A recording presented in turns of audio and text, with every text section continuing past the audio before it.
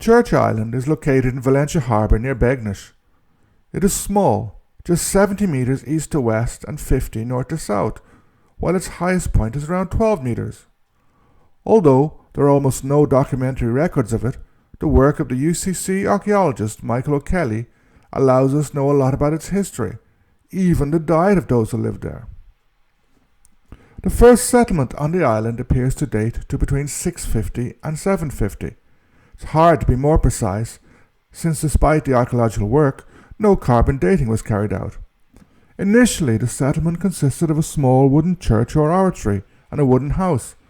Eventually, these were replaced with stone buildings. Later, a stone wall was built around the settlement, probably as protection against the weather rather than for a defensive purpose. The monks appear to have had a reasonable diet, consisting of fish, notably cod, shellfish, birds such as gannet and duck, seal, grain such as oats and barley, and meat, ox, pig and goat. The meat must have been brought from elsewhere, as the island is too small to raise animals. A crude form of smelting also took place.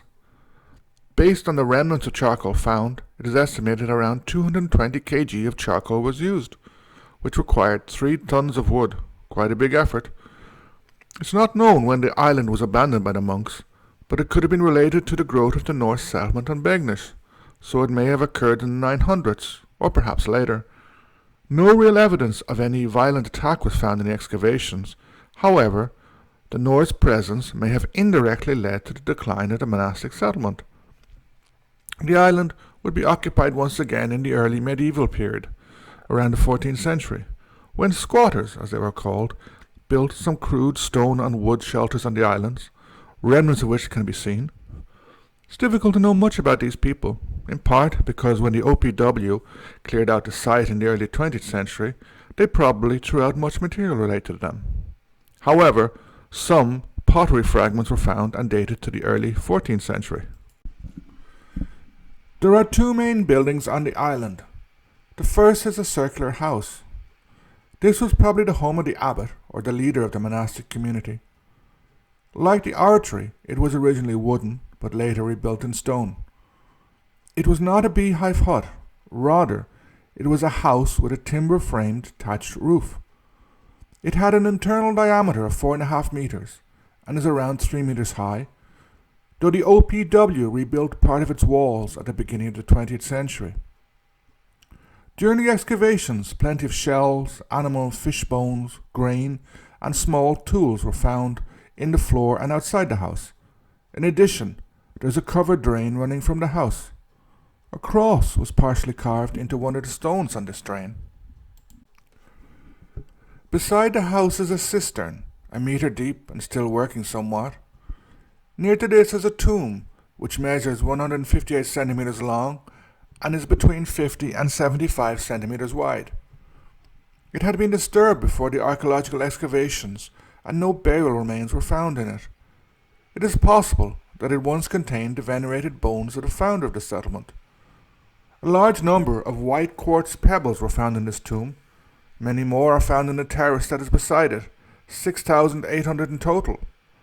These were probably brought from Begnish. In addition to this tomb, many other burials took place on the island, 33 during the time of the wooden oratory, and another 8 appear to be from the time of the stone one, while other burials date from later periods, including that of a woman and a child. The second building on the island is an oratory or church. Like the house, it was originally wooden. Unlike the house, it was corbelled and had a stone roof, reaching 5 meters at its highest point. It measures 8.5 by 6.5 meters externally. Interestingly, its walls were made from slate, perhaps obtained in Valencia Island. In addition, 2 finials were found.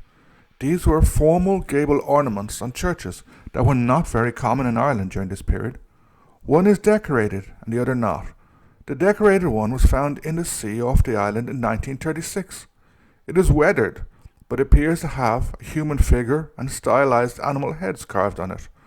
The roof of the oratory has long collapsed, and unfortunately on our visit, part of the wall had caved in, though this may be due to renovation work. Another amazing find on the island was an Omen inscribed cross slab. The cross carved on it was an ornate Maltese cross. When found, it was face down over a grave, more than likely not its original position. There's some debate over what the Omen inscription is, but it seems to read Becten Maki Re Vekas, which could mean man of little substance, son of Ivra. The Omen inscription was added after the cross had been carved, illustrating the links between Omen and Christianity. This stone is now kept in Cork. Other, less well-preserved buildings can be seen around the island, including a rectangular stone house on the northeast edge of the settlement.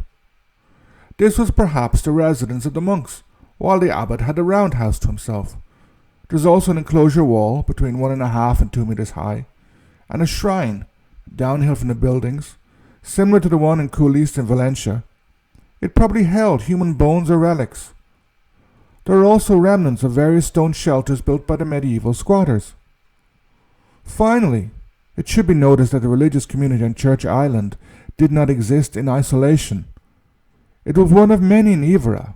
Indeed, others existed in Valencia, Begnish, Ilonlocon, Killabunya, Temple Castle, and many other places nearby, not to mention the Skelligs.